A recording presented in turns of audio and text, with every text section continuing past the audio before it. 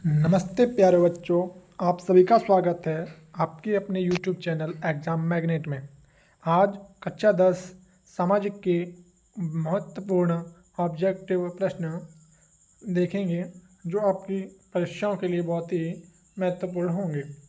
अपना पहला प्रश्न है, भारत में राष्ट्रीय आय की गणना किसके द्वारा की जाती है? इसका राइट आंसर रहेगा ऑप्शन नंबर ए, केंद्रीय सांख्यिकी कार्यालय। अगला प्रश्न है, बोल्शेविक दल का नाम बदलकर साम्यवादी दल किसने किया? तो अपना राइट आंसर रहेगा ऑप्शन नंबर ए, लेनिन ने। अगला प्रश्न है कि बंगाल विभाजन को कब रद्द किया गया था? तो इसका राइट आंसर रहेगा बच्चों 1911 में। अगला प्रश्न है कि लाला हरदयाल ने निम्न में से किसकी स्थापना की? तो इसका राइट आंसर रहेगा बच्चों गदर पार्टी। लाला हरदयाल ने गदर पार्टी की स्थापना की थी। अगला प्रश्न है प्रश्न संख्या 5, भारत सरकार अधिनियम 1919 को किस अन्य नाम से भी जाना जाता है?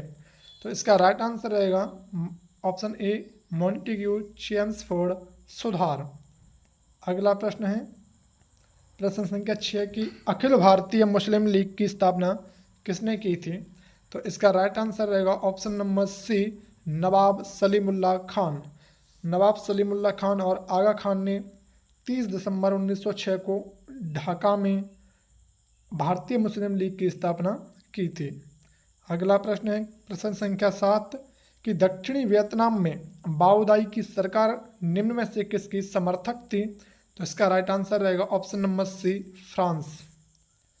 अगला प्रश्न है बच्चों, रूस में कृषि दासता को किसने समाप्त किया? तो इसका राइट आंसर रहेगा option number B, tsar Alexander द्वितीय। अगला प्रश्न है भारत में प्रथम जल विद्युत संयंत्र की स्थापना कहाँ की गई थी? तो इसका राइट आंसर रहेगा ऑप्शन नंबर बी, दार्जिलिंग। 1897 में दार्जिलिंग में पहली जल विद्युत संयंत्र की स्थापना हुई थी। अगला प्रश्न है गुजरात का कच्छ प्रदेश के किस भूकंपीय जोन में आता है? तो इसका अपना राइट आंसर रहेगा option number D, zone 5। Gujarat का कच्छ प्रदेश भूकंपीय जोन के 5 नंबर में आता है। अगला प्रश्न है किस नदी को बंगाल का शोक कहा जाता है? तो राइट आंसर रहेगा option number B, Damodar. Damodar नदी को बंगाल का शोक कहा जाता है। अगला प्रश्न है भारत की सबसे बड़ी कृत्रिम झील कौन है? तो इसका राइट आंसर रहेगा option number B, Pant Sagar. Pant Sagar Bharat की सबसे बड़ी कृत्रिम झील है। अगला प्रश्न है आसवान बांध किस नदी पर बनाया है? तो इसका राइट आंसर रहेगा ऑप्शन नंबर ए, नील नदी पर। अगला प्रश्न है प्रश्न संख्या 14, 2011 में जनसंख्या की दृष्टि से भारत का विश्व में कौन सा स्थान था? तो राइट आंसर रहेगा अपना ऑप्शन नंबर बी, द्वितीय। भारत विश्व में जनसंख्या के आधार पर 2011 की जनगणना के अनुसार दूसरे स्थान पर था। अगला प्रश्न है भारत किस जल डमरू मध्य द्वारा श्रीलंका से पृथक होता है? तो इसका राइट आंसर रहेगा ऑप्शन नंबर ए, पाक जल डमरू मध्य। अगला प्रश्न है गंगा मैदान की पुरानी जलोढ़ मृदा क्या कहलाती है? तो इसका राइट आंसर रहेगा ऑप्शन नंबर बी, वांगर। नदी की पुरानी जलोढ़ मृदा को वांगर कहते हैं और नदी द्वारा जमा नई जलोढ़ मृदा को खादर के नाम से जाना जाता है। ये याद रखना। निम्नलिखित में से कौन जर्मन चांसलर था? तो इसका राइट आंसर रहेगा option number C, Otto von Bismarck German के चांसलर थे। अगला प्रश्न है नेपल्स की क्रांति कब हुई थी? तो इसका राइट आंसर रहेगा ऑप्शन नंबर बी, 1821। नेपल्स की क्रांति 1821 में हुई थी। अगला प्रश्न है वैज्ञानिक समाजवाद का जनक किसे माना जाता है? तो इसका राइट आंसर रहेगा option number B, Karl marks.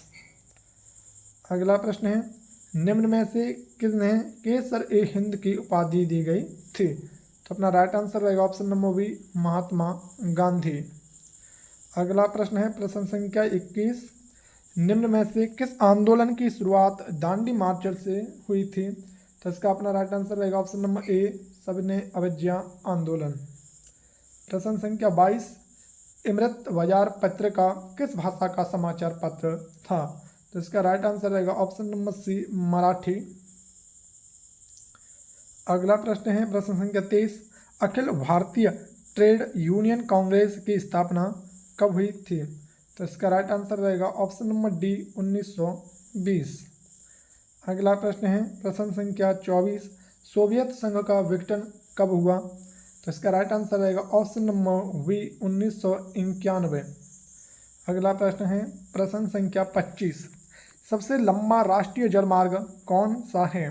तो इसका राइट आंसर रहेगा ऑप्शन नंबर ए, राष्ट्रीय जलमार्ग संख्या 1 भारत का सबसे बड़ा राष्ट्रीय जलमार्ग है। अगला प्रश्न है प्रश्न संख्या 26 की सरिस्का वन्य जीव अभ्यारण्य कहाँ स्थित है? तो इसका राइट आंसर रहेगा option number C, Rajasthan. Sariska वन्य जीव अभ्यारण्य राजस्थान में स्थित है। अगला, कैगा परमाणु विद्युत संयंत्र कहाँ स्थित है? तो इसका राइट आंसर रहेगा option number B, Karnataka. Kaiga परमाणु विद्युत संयंत्र कर्नाटक में स्थित है। अगला प्रश्न है, भारत में सार्वजनिक क्षेत्र के कितने तेल परिष्करण केंद्र कार्य कर रहे हैं? तो इसका राइट आंसर रहेगा ऑप्शन नंबर सी, 23। अगला प्रश्न है, ब्रह्मपुत्र नदी तिब्बत में किस नाम से जानी जाती है?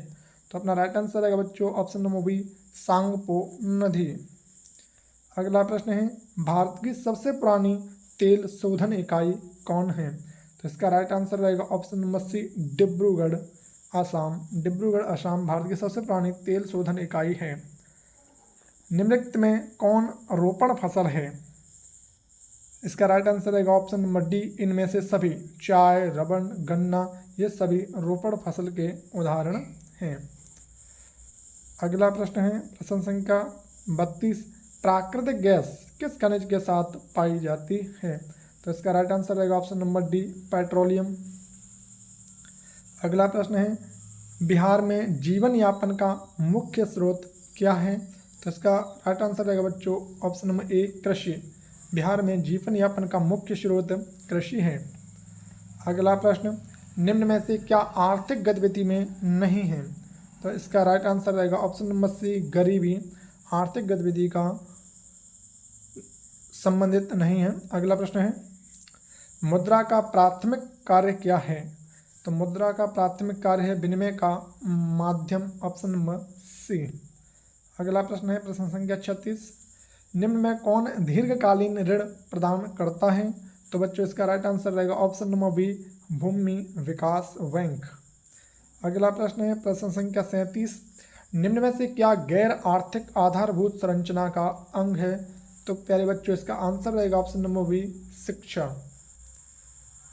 अगला प्रश्न है प्रश्न संख्या 38, वैश्वीकरण के परिणाम स्वरूप विभिन्न देशों के बीच निम्न में से किसका निर्बाध होता है? पूंजी, प्रौद्योगिकी, श्रम, इन सभी का निर्बाध रूप से वैश्वीकरण के कारण हुआ है। तो इसका राइट आंसर रहेगा ऑप्शन नंबर डी। अगला प्रश्न है बच्चों, सरकार द्वारा आर्थिक क्रियाओं पर अनावश्यक नियंत्रण एवं प्रतिबंधों को हटाना क्या कहलाता है? तो इसे उदारीकरण कहा जाता है। तो राइट आंसर रहेगा ऑप्शन नंबर सी। प्रश्न संख्या 40, वस्तु या सेवा का मूल्य या क्षतिपूर्ति राशि 1 करोड़ से अधिक होने पर उपभोक्ता शिकायत कर सकता है। तो इसका राइट आंसर रहेगा ऑप्शन नंबर सी, राष्ट्रीय आयोग।